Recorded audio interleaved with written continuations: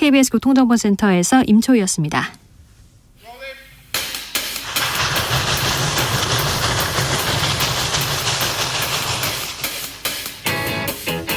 서울특별시 영등포구 여의공원로 13 오늘도 열심히 돌아갑니다. 달려갑니다. 여의도 정치발전소.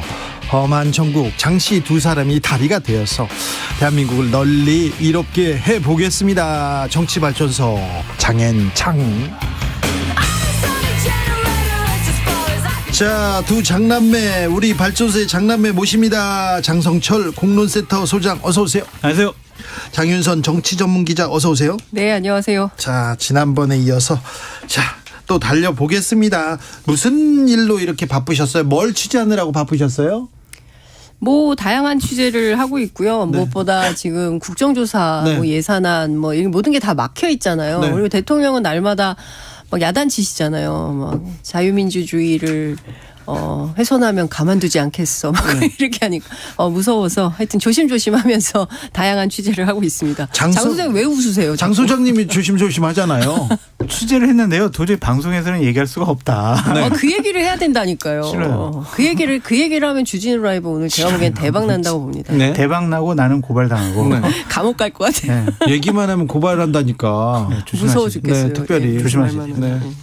방송 오래 하셔야죠. 네. 제 걱정 마시고요. 저는 고소고발에는 또 강하잖아요. 걱정하지 마세요. 이 사람들은 좀 다른 것 같아요. 이번에는요? 네, 달라요.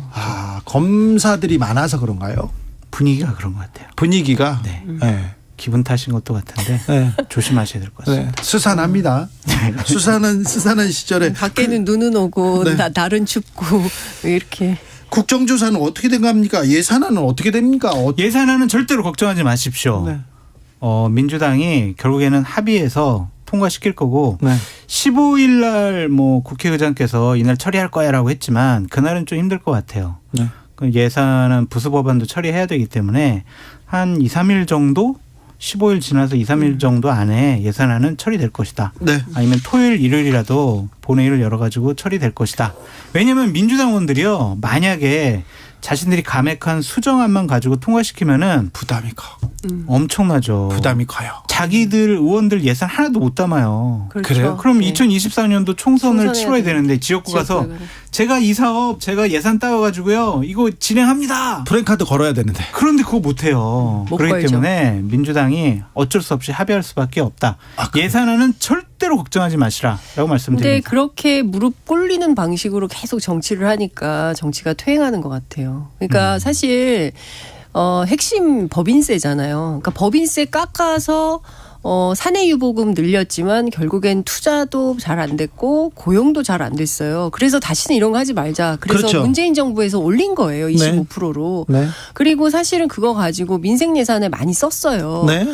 이런 좋은 미풍양속은 이어가야죠. 근데 이걸 다시 또 깎고 그리고 3천억이나 되는 영업이익을 내는 재벌들한테 더 혜택을 주겠다라는 방식으로 가는 것에 대해서는 참 민주당 입장에서는 동의하기 어려운 이런 상황이 되는 거죠.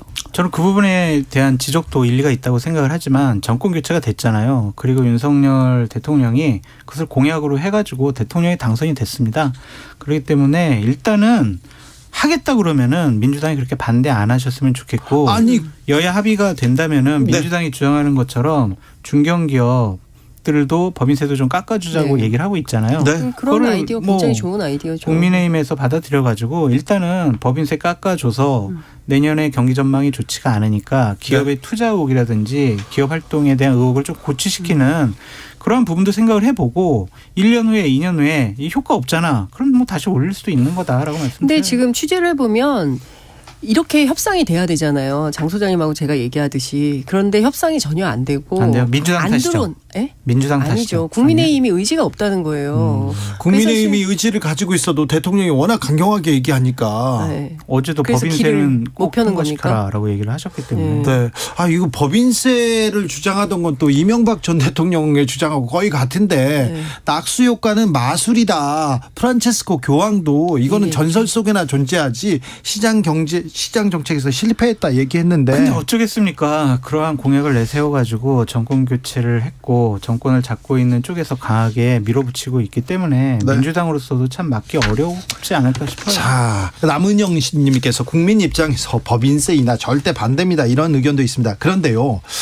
국민의힘 윤핵관들이 특별히 네. 국정조사에 대해서 강경 발언 쏟아냅니다. 그리고 권성동 원내대표는 막 유가족을 향해서 굉장히 비난성 막말을 이렇게 쏟아냈는데 이거 왜 그런 건가요? 왜 그런 것보다 일단은 윤핵관들과 예. 권성동 전 원내대표는 저는 국회의원 자격이 없다라고 강하게 비판하지 않을 수가 없습니다. 왜냐하면은 국정조사 왜 합니까? 진상규명하고요. 재발방지 대책을 마련하는 겁니다. 네. 대한민국 국민 350여 명이 사상자가 났습니다. 국회의원 아무것도 안 해요? 그냥 가만히 있어요? 재발방지 대책 마련 안 할 거예요? 진상규명 안 해요? 국민의 대변자라면서요. 국민이 죽었는데 가만히 있어요? 그냥 이상민 장관 지키는데 몰두해요? 그게 국회의원이 할 일이에요? 말도 안 되는 일이 벌어지고 있다. 이분들은 정치인 이전에 집권 여당의 국회의원 이전에 먼저 자신들이 하는 얘기가 국민들과 유족들에게 어떠한 상처를 주는지 다시 한번 되돌아봐라라고 말씀드리고 싶습니다. 소장님의 말에 네, 너무 공감하죠. 울컥했어요. 예, 공감했어요. 공감하는데 지금 집에 갈 때 괜찮으시겠어요? 그러니까 좀 조심도 해야 될 것 네. 같고. 차 조심하시고요. 들어올 때도 무섭다고 해놓고 괜찮았어요? 택시 타고 가겠습니다. 그렇습니까? 권성동 의원 당권 도정은 공식화했어요. 네. 당대표인데. 일단은 대통령과 대통령실과 코드를 맞추는 여러 가지 발언을 지금 한 두 달 정도 계속 해오시더라고요. 네. 그러면서 본인도 지난번 원내대표하고 비대위원장 하면서 약간 좀 부적절한 일들이 있었지만 결국엔 대통령과 호흡을 맞춰서 총선 공천을 제대로 할 수 있는 사람, 안정적으로 할 수 있는 사람은 나다라는 것을 대통령께 어필하는 것 같습니다. 근데 실제로 권성동 전 원내대표가 준비한 지 오래됐잖아요. 네. 그런데 워낙 중간에 사고를 많이 쳐가지고 이게 되겠냐라는 인간적이잖아요. 예? 인간적인 사고가 많아서 실수가 사고가 많아서 뭐 그럴 수도 있지만 근데 당내에서는 저분으로 되겠냐라는 생각이 여전히 존재하는 것 같아요. 윤핵관인데요? 본인 스스로 윤핵관인데도? 윤핵관이 한둘입니까 지금 김기현 의원도 있고요. 나경원 의원도 있고요. 윤상현 의원도 있고요. 사실 이번 전당대회 따지고 보면 친윤계끼리 싸울 것 같아요. 아니 그런데 네. 자 권성동으로 김기현으로 나경원으로 지금 윤상현으로 유승민한테 되겠어? 이 정서가 국민의힘에 팽배하잖아요. 그렇죠. 근데 예측을 하건대 뭐 정진석 비대위원장이 얘기를 했지만 경선 룰을 완전히 바꿀 것 같습니다. 뭐 일각에서는 9대1 정도로 해서 당원 90, 일반 국민 10 이렇게 얘기했지만 결국에는 아니 우리 당대표 뽑는데 왜 일반 국민이 왜 뽑아. 당원 100% 이렇게 갈 가능성이 높다라고 전망이 됩니다.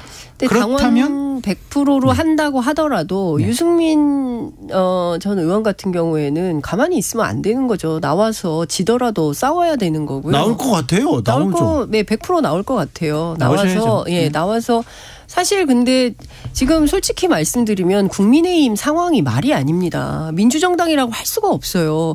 대통령이 시키는 무슨 하명부대처럼 돼버렸잖아요. 완전히 용산 출장소가 돼버렸어요.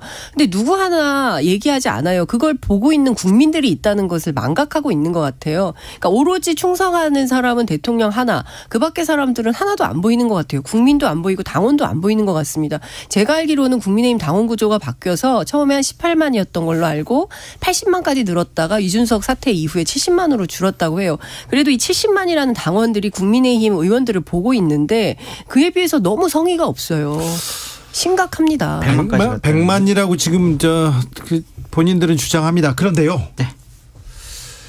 그러면 누구한테 윤심이 가 있을까요? 권성동 의원의 당권 도전에는 윤심이 담겨 있다고 봐야죠. 그러니까 나예요 이 병에 걸렸다니까요. 지금 김기현 의원도 나만 관저 가서 지금 면접 보고 왔잖아. 1대1로. 나야 나 이런 네. 거고. 일각에서는 대통령께서 권성동 의원도 좀 괜찮다라고 생각을 하시는 것 같다라는 또 소문도 있어요. 그래서 권성동 의원이 그러한 소문에 좀 부응하는 거예요.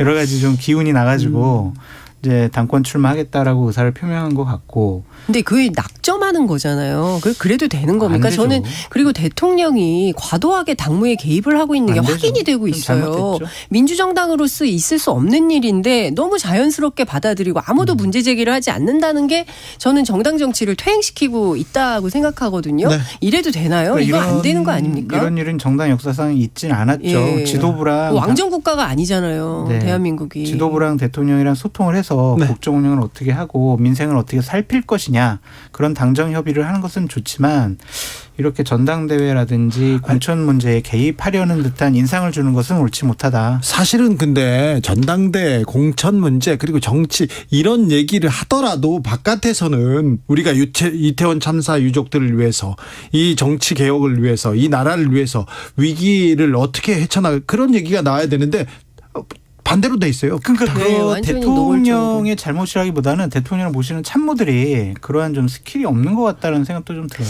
근데 제가 취재한 바로는 대통령 여전히 마음을 못 정하셨다는 거예요. 누가 좋을지.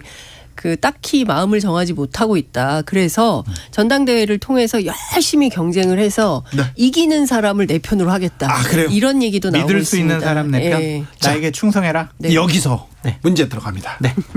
유승민 전 의원은 네. 9대1이든 10대1이든 룰에 관계없이 룰은 자기 출마 결심에 전혀 문제가 되지 않는다. 룰에 관계없이 출마하겠다 이런 얘기도 했는데요. 어제 방송에서. 윤심을 받았다는 윤핵관 후보가 네. 유승민을 이길 수 있을까요? 현재로서는 저는 이길 수 있다고 봐요. 그래요? 왜냐하면은 국민의힘 당원들은 유승민 전 대표에 대해서 생각하는 게 일반 국민들하고 좀 달라요.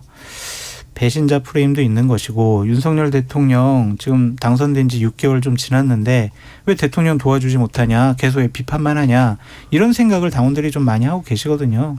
그렇기 때문에 유승민 대표가 당원들의 선택을 받아서 당대표가 된다라는 것은 쉽지가 않다.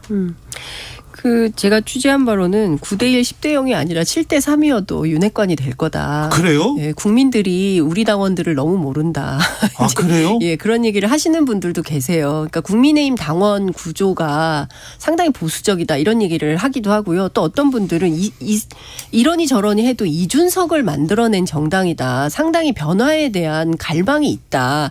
당심이라고 해서 민심과 그렇게 많이 다르겠냐 이런 이야기도 합니다. 근데 여론조사 상관없이 그렇게 가릅니까? 근데 제가 보기에는 사실 이번 전당대회가 국민의힘의 명운이 걸린 한판 승부예요. 그러니까 예컨대 윤핵관이 대표가 되느냐 아니면 소위 얘기하는 반윤의 리더가 되는 유승민이 되느냐 혹은 비윤의 전사라고 하는 안철수가 되느냐에 따라서 완전히 한국 정치의 구도가 바뀔 겁니다. 그렇죠. 그런데 굉장히 중요한 선거예요. 당권 선거 안 중요한 때가 없었어요. 그런데 이준석이 됐잖아요. 그리고 네. 이준석 당대표가 당에서 물러난 이후에 계속 무슨 얘기했어요? 당원이 되어주세요. 당원이 되어주세요. 지금까지 국민의힘 당원과는 좀 다른 2030들 많이 유입됐고 100만 명까지 늘었어요. 판도가 바뀌지 않을까요? 저는 해봐야 안다고 생각해요. 이번 선거 굉장히 국민의힘 그러니까 오랫동안 정당 생활을 해왔던 국회의원들은 이거 하보나 마나 7대 3이든 9대 1이든 10대 빵이든 100% 윤핵관이 돼라고 생각을 하시는데 저는 이번 선거 해봐야 안다고 생각하고요. 당심과 민심이 다르지 않을 수 있다고 생각합니다. 국민의힘 당권 주자분들에게 꼭 드리고 싶은 말씀이 있습니다. 당 대표가 되겠다라는 것, 당과 정치권을 어떻게 개혁하겠다라는 자신의 철학과 가치관, 비전과 목표를 내세우는 것이 당원들의 선택과 일반 국민들의 선택을 받는 지름길이라고 생각을 합니다. 그런데 지금 당권에 출마하는 분들은 나 관저 갔다 왔거든? 네. 나 대통령하고 호흡 맞춰가지고 공천 제대로 할 거거든 안정적으로 대통령이 날 믿고 있는 것 같아. 오로지 윤심만 바라보고 있습니다. 네. 이런 전당대회를 한다는 것 자체가 집권여당으로서는 상당히 비극적이고 코미디의 결정판은 강신업 변호사가 네. 동상을 세우겠습니다 하면서 강신업 변호사가 그래도 네. 내공이 있는 분이세요. 특종도 많이 하시고. 내공은 있는데 어쨌든 당대표로서 어떤 비전을 제시해야지 훗날에 광화문에 윤석열 대통령 동상을 세우겠습니다. 이게 당대표 나가는 출마 비전이 되어서는 안 되잖아요. 저는 네. 이러한 일이 절대로 벌어지지 않고 황교안 앞으로는. 전 대표 비전 제시했어요. 민노총 해체. 이게 가능합니까? 당대표가. 부정선거. 네. 그러니까요. 자, 민주당으로 가보겠습니다. 민주당의 장윤성 기자님. 네. 이재명 죄 있다면 당 망해 이런 얘기가 네. 조금 있습니까? 저변에 좀 나옵니까? 김종민 의원 개인 의견 같아요. 그러니까 제가 사실은 거의 매일 주말에도 하죠. 거의 민주당 국회의원들하고 거의 통화를 하는데 거의 취재를 그렇죠. 상당히 많이 하는데 하시죠. 이런 얘기를 하는 분은 많지 않아요. 네. 많지 않을 뿐만 되게 소수예요. 그리고 대체적인 기류가 지금은 이재명 대표뿐만 아니라 당이 전반적으로 공격을 받고 있기 때문에 한두 명이 아니잖아요. 네. 지금 수사선상에 올라 있는 사람들이. 그렇기 때문에 이것은 다 같이 연대해서 단일 대우로 대응하고 싸워야 되는 문제인 것이지 이거 너가 문제야 이러니까 안 돼. 뭐 이런 방식으로 갈라치기 하는 것은 오히려 당의 그 미래를 위해서 좋지 않다 이런 얘기를 굉장히 많이 하고 있습니다. 왜 자꾸 대표를 흔드냐. 네. 이건 굉장히 문제 있는 태도다. 이런 얘기를 하고 있죠. 그러니까 물론 이재명 대표가 최측근이라고 하는 김용, 정진상 두 명이나 구속이 됐기 때문에 이 부분에 대해서 유감 표시 정도는 해야 된다라는 의견이 있긴 하지만 지금 전체가 흔들리는 방식으로 가는 것은 옳지 않다. 이게 전반적인 기류인 것 같아요. 이견이 별로 많이 나오지 않는다. 민주당은 그렇다고 합니다.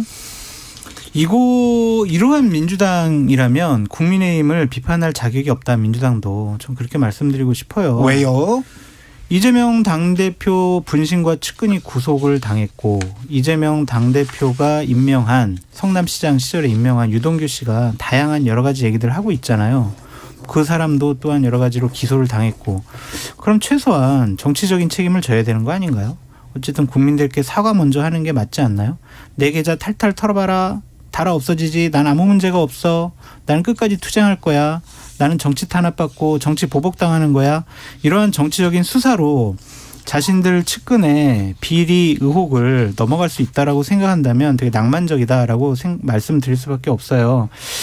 김용, 정진상 이 두 사람이 이재명 당대표와의 연관성에 대해서 진술하지 않기 때문에 아직 어떠한 문제가 이재명으로부터 시작됐다라는 것을 우리가 알 수는 없지만 일단은 측근들이 저런 상황에 속해 있다는 것만으로도 노웅래 의원이 구속영장 청구됐다라는 것만으로도 일단 이재명은 당대표로서는 일정한 입장을 표명을 해야 된다. 회피하고 언급 안 하는 것은 비겁한 정치적인 행위로 비칠 수 있다라고 보여집니다. 근데 조금 갈래를 좀 나누어서 봐야 될 것 같아요. 그러니까 국민의힘 전반에 흐르는 이제 민주주의의 위기의 문제, 정당 운영에 있어서 민주주의의 위기 문제와 그다음에 민주당으로 넘어가서 이재명 대표 어떤 개인적인 뭐 사법 리스크라고 할 수 있는 그런 문제들, 그리고 이제 김용, 정진상 측근에 관련된 문제들, 이 연결고리에서 어떤 증거나 이런 게 나오지 않는 문제들, 뭐 이런 등등의 여러 가지 복잡한 문제를 하나로 다 엮어서 이재명 네가 다 책임져. 라고 말을 하는 것은 좀 어불성설인 측면이 있다고 생각해요. 정치적인 책임은 져야 되잖아요. 정치적인 책임을 어떤 방식으로 져야 되는 거죠? 사과 입장 표명해야 되는 거 아니에요? 최소한? 그러니까 저도 이제 유감 표명은 필요하다고 생각을 하는데 지금 이 중요한 것은 이 사람들은 다 자신의 결백과 무죄를 주장하고 있고 그 부분에 대해서 입도 열지 않고 있잖아요. 그리고 구체적인 증거가 나왔다기보다 진술에 의존하고 있는데 이 남욱도 사실은 김만배로부터 전해 들었다고 하고 김만배 재판에서는 그게 다 탄핵당하고 있는 이런 상황이란 말이에요. 그러니까 전반적으로 상황을 종합을 해보면 이재명이 어디서 어디까지 어떻게 책임을 져야 되는가라는 부분은 재판이 다 끝나기 전에는 확인할 수 없는 상황이 돼버렸어요. 복잡한 문제들이 많이 있기 때문에. 그렇기 때문에 저는 이거를 다 퉁쳐서 네가 다 책임져라 이렇게 하는 건 무리가 있다고 장 기자님 생각해요. 말씀하시는 것은 결국에는 법률적인 책임. 법률적으로 어떠한 문제가 있는 것을 살펴보고 난 다음에 입장을 표명해야 된다는 그런 게 아니라 아닌가요? 법률적인 책임이 아니라 재판을 다 지금 아직 나오지 않은 증거가 있고 어떤 증거가 나올지 모르기 때문에 따져봐야 된다는 점은 말씀을 드리는 거고요. 그 도의적인 차원에서는 저는 최측근이라는 두 사람이 어쨌든 구속된 상황이고 관련해서 최고위원회에서 그냥 말하고 넘어가는 것 보다는 뭐 기자회견이 됐든 어떤 방식으로든 본인의 입장을 제 피력할 말이 필요는 그 말이에요. 있다. 입장 그런 표명하시라. 얘기를 하는 거예요. 사과하시라. 노웅래 민주당 의원은 구속영장이 청구됐습니다. 근데 동료 의원들에게 맹세코 돈 받지 않았다. 저를 버리지 말아주세요. 이렇게 호소하고 있는데 여기에 대해서 민주당은 뭐라고 합니까? 근데 내부에서는 아직 논의를 많이 안 했다 그래요. 내일 아침 이제 최고위에서 이 문제를 어떻게 처리할지 얘기를 하는데 사무총장 같은 경우에는 그래도 이게 어찌됐든 야당 탄압이라고 얘기를 했기 때문에 그에 준해서 논의를 좀 해봅시다 이런 얘기를 하는데 어찌됐든 지금 집 안에서 현찰 3억이 나왔잖아요. 그리고 그 중에 이제 최근 띠지가 나왔다는 것에 대해서 민주당 사람들은 아 이거 조금 어려울 수도 있겠다라는 판단을 좀 하고 있는 것 같습니다. 물론 노은혜 의원 앞서 말씀하신 대로 무죄를 호소하고 있고 이것은 나를 향한 정치 탄압이라고 주장을 하고 있지만 그럼에도 불구하고 이제 그 사업가 박 씨의 부인으로부터 실제로 노웅래 의원에게 돈이 갔다는 진술도 검찰이 확보했다는 것이고요.